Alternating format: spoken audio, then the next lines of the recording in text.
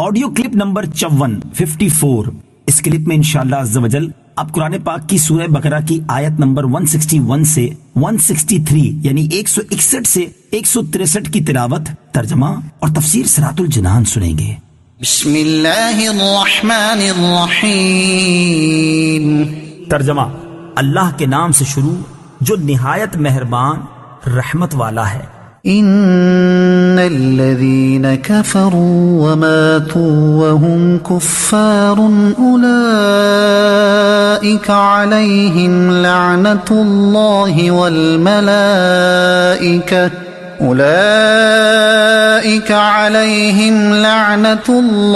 والملائكة والناس اجمعين۔ ترجمہ، بے شک وہ لوگ جنہوں نے کفر کیا اور کافر ہی مرے، ان پر اللہ اور فرشتوں اور انسانوں کی سب کی لعنت ہے۔ وَمَاتُوا وَهُمْ كُفَّارٌ، اور جو حالت کفر میں مرے، تفسیر صراط الجنان میں ہے، سب سے بدبخت آدمی کفر پر مرنے والا ہے، اگرچہ اس کی ساری زندگی اعلیٰ درجے کی عبادت و ریاضت اور تبلیغ و خدمت دین میں گزری ہو۔ کفر پر مرنے والوں پر اللہ تعالیٰ کی، فرشتوں کی اور تمام انسانوں کی لعنت ہے۔ برے خاتمے کا خوف، اس آیت سے معلوم ہوا مرتے وقت ایمان کی دولت سے محروم رہ جانا سب سے بڑی بدبختی ہے، اور اس وقت ایمان کا سلامت رہ جانا بہت بڑی سعادت ہے۔ لہٰذا ہر مسلمان کو چاہیے کہ وہ اگرچہ کتنا ہی نیک و پارسا، عبادت گزار اور پرہیزگار کیوں نہ ہو، اپنے برے خاتمے سے خوفزدہ رہے۔ ہمارے بزرگان دین کا بھی یہی طرز عمل رہا کہ وہ سب سے زیادہ برے خاتمے کے بارے میں خوفزدہ رہتے تھے۔ چنانچہ جب حضرت سفیان ثوری رحمت اللہ تعالی علیہ کا وقت وصال آیا تو آپ نے رونا شروع کر دیا۔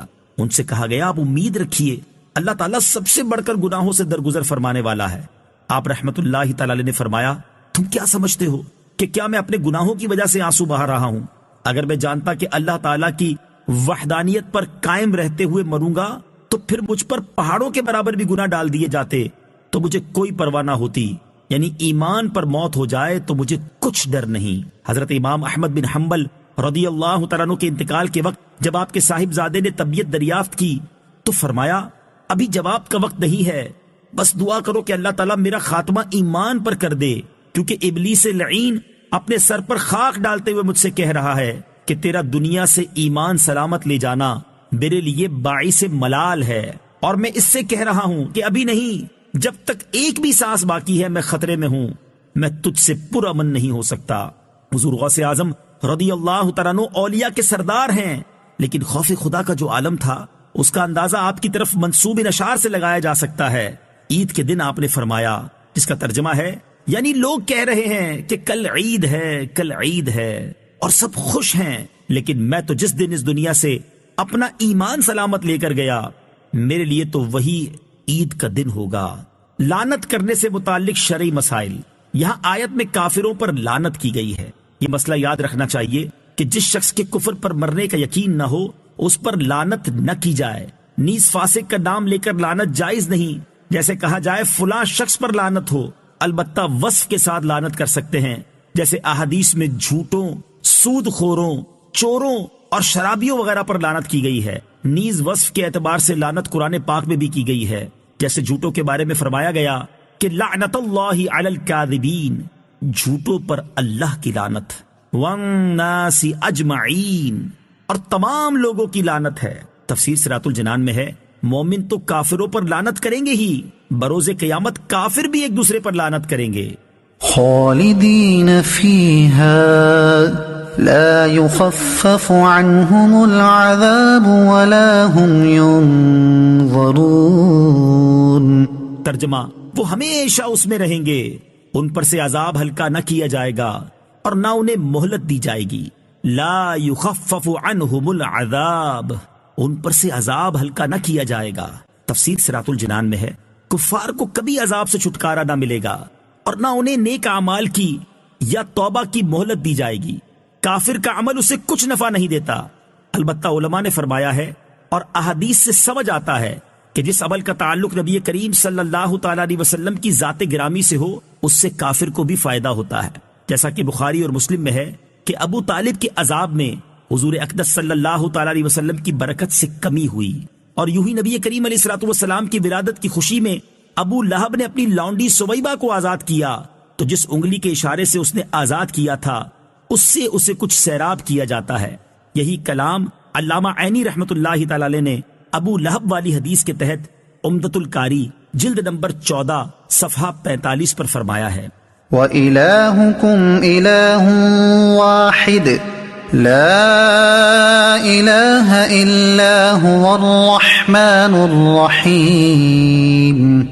ترجمہ، اور تمہارا معبود ایک معبود ہے، اس کے سوا کوئی معبود نہیں، بڑی رحمت والا مہربان ہے۔ وَإِلَٰهُكُمْ إِلَٰهٌ وَاحِدٌ، اور تمہارا معبود ایک معبود ہے۔ تفسیر صراط الجنان میں ہے، کفار نے حضور اقدس صلی اللہ تعالی علیہ وسلم سے اللہ تعالیٰ کی شان و صفت معلوم کی تو یہ آیت مبارکہ نازل ہوئی کہ تمہارا معبود ایک معبود ہے، نہ اس کے اجزاء ہیں، نہ کوئی اس کی مثل ہے۔ معبود و رب ہونے میں کوئی اس کا شریک نہیں، وہ اپنی ذات و صفات اور افعال میں یکتا ہے۔ مخلوق کو تنہا اسی نے بنایا، وہ اپنی ذات میں اکیلا ہے۔ اس میں اعظم والی آیات حضرت اسماء بنت یزید رضی اللہ تعالی عنہا سے روایت ہے، نبی کریم صلی اللہ تعالی علیہ وسلم نے ارشاد فرمایا، اللہ تعالیٰ کا اسم اعظم ان دو آیتوں میں ہے۔ ایک یہ آیت وَإِلَٰهُكُمْ إِلَٰهٌ وَاحِدٌ لَا إِلَٰهَ إِلَّا هُوَ الرَّحْمَٰنُ الرَّحِيمُ۔ دوسری سورہ آل عمران کی ابتدائی آیت الف لام میم اللہ لا الہ الا هو الحی القیوم۔ آڈیو کلپ نمبر 54 اس کلپ میں انشاءاللہ عز و جل اب قرآن پاک کی سورہ بقرہ کی آیت نمبر 161 سے 163 یعنی 161 سے 163 کی تلاوت، ترجمہ اور تفسیر صراط الجنان سنیں گے۔ بسم اللہ الرحمن الرحیم۔ ترجمہ، اللہ کے نام سے شروع جو نہایت مہربان رحمت والا ہے۔